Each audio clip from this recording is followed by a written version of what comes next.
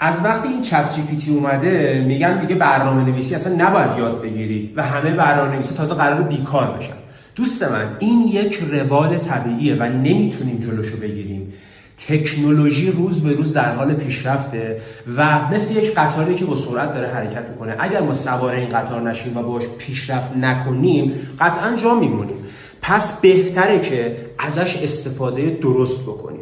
ببین توی کسب و کار خودت، تو زندگی خودت چطوری میتونی از چت جی پی تی استفاده بکنی و پیشرفت بکنی. مثلا من به عنوان یک برنامه نویس وقتی به یک باگ میخورم میتونم سوالم رو به جای اینکه از این بعد تو گوگل و استک اوورفلو بگردم دنبالش، تو چت جی پی تی بگردم. تو نمیتونی جلوی پیشرفت چت جی پی تی و تکنولوژی رو کلا بگیری، اما میتونی خودت رو با چت جی پی تی پیشرفت بدی.